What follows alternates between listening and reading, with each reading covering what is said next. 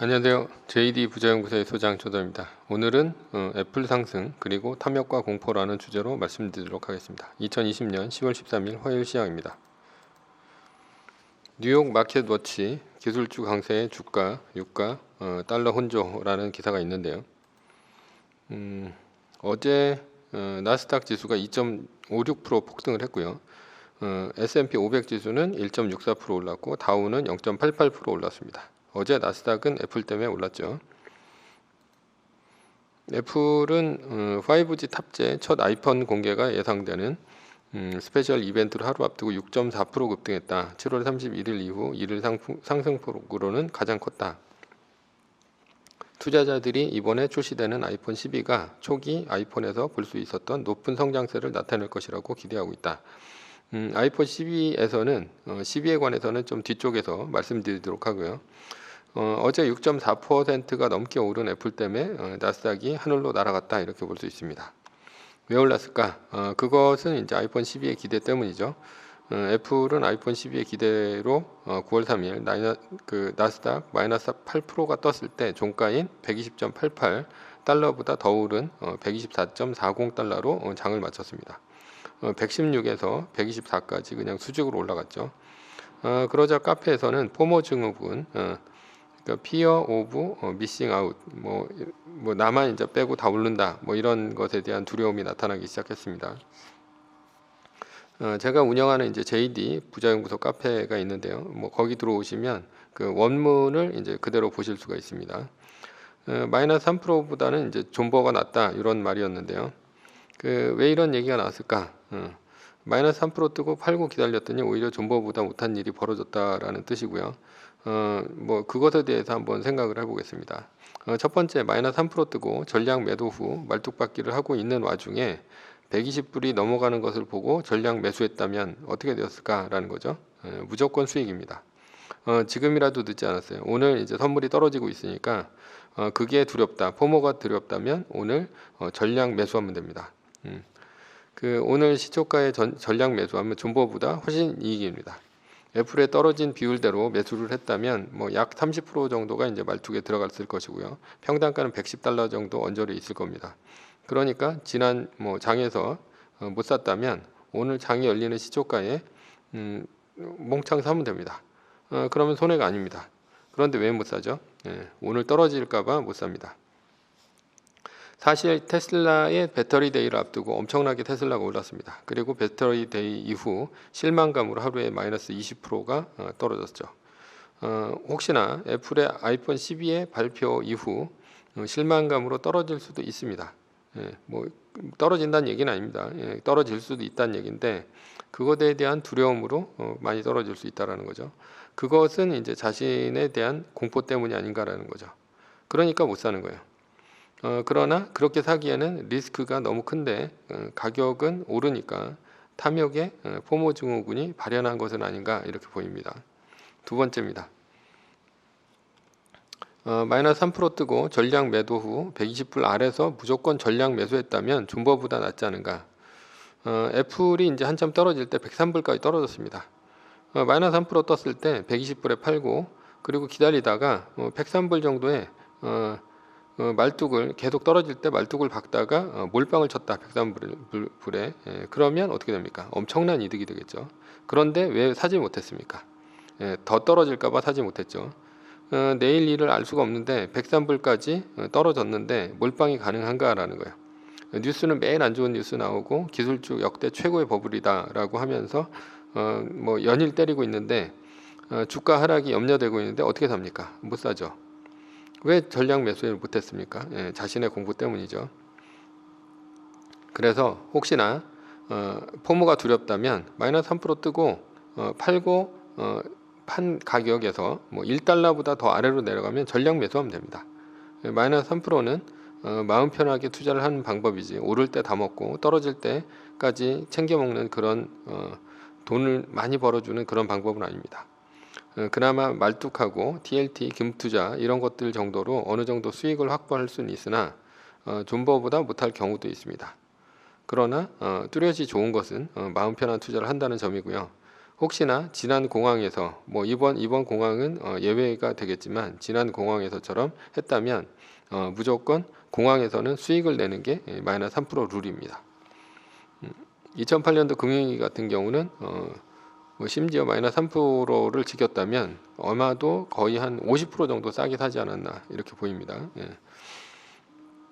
이번 공포의 장에서 마음 편하게 투자를 했습니다. 예. 떨어질 때 말뚝을 박아 놓으면 뭐 더 떨어지면 그 아래서 말뚝을 더 박아도 좋고요. 올라가면 말뚝 박아 놓은 수익률이 올라도 좋습니다.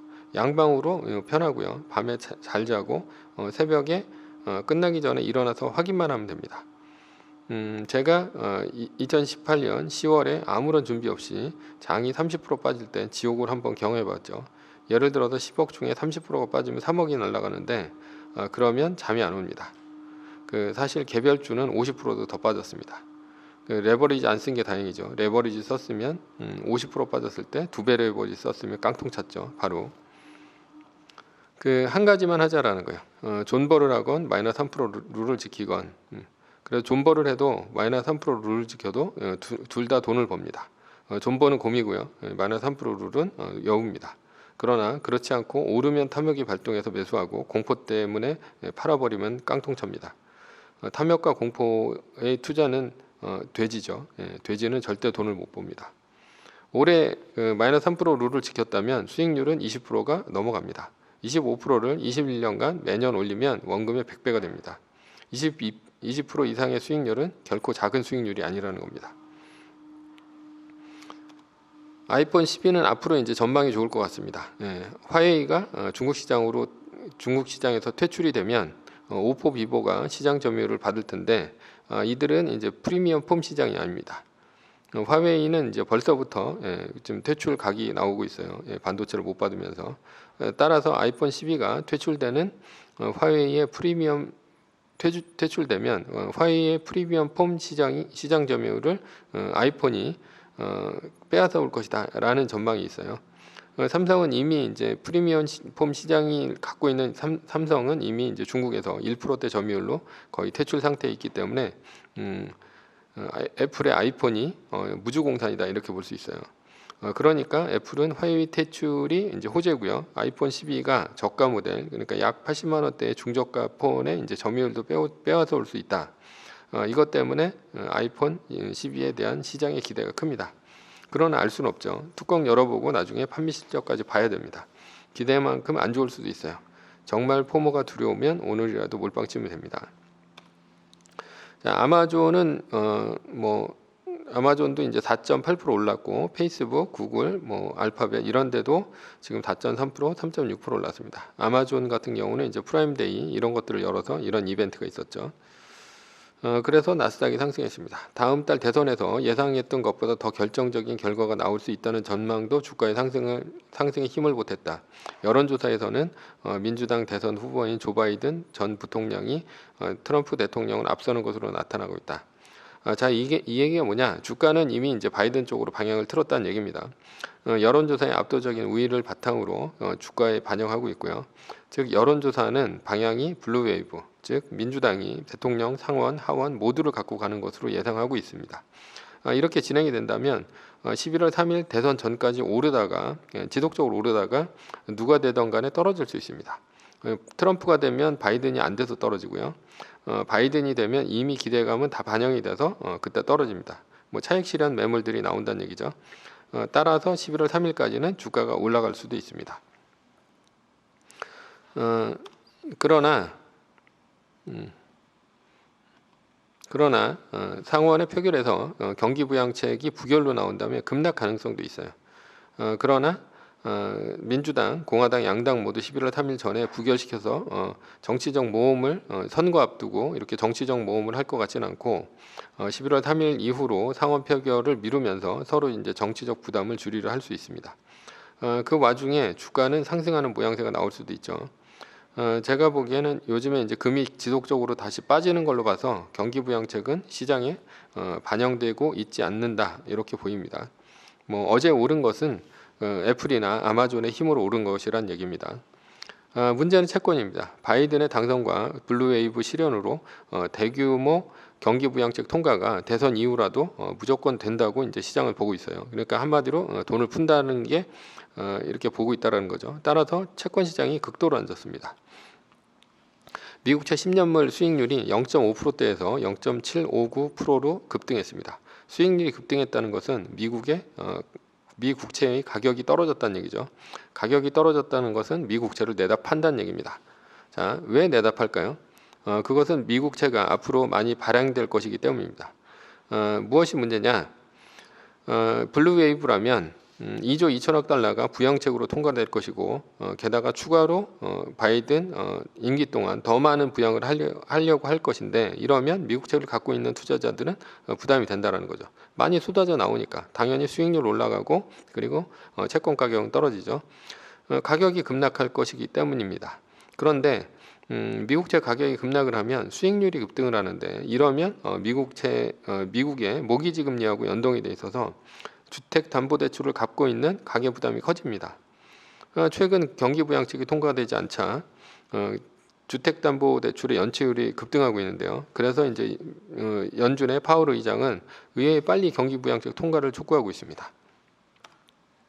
주택 모기가 터지면 2008년도 금융위기처럼 앞으로 쓰나미가 아주 커질 수 있습니다. 오히려 2008년도 금융위기보다 훨씬 더 커질 수 있습니다. 왜냐하면 2008년도 금융위기보다 더 많은 양적 완화를 했고, 지금 코로나로 인해서 그 2008년도 이후에 양적 완화를 한 것만큼 또 양적 완화를 또 했습니다. 그러니까 이게 금융 위기가 온다면 어마어마한 위기가 올 수 있다는 거죠. 왜냐하면 그렇기 때문에 연준이 코로나를 감당하기도 벅찬데 주택 모기지까지 터진다면 방어할 수 있을지 의문이라는 거예요. 그러니까 터지기 전에 빨리 방어를 하라는 얘기죠. 정부에서 돈을 풀면서. 그래서 코로나가 잠잠해질 때까지만 어떻게든지 미루자라는 게 이제 그 생각이라는 거예요. 그리고 코로나가 더 많이 지속이 되면 진짜로 굉장히 크게 터질 수도 있습니다. 시장은 불확실성의 연속이죠.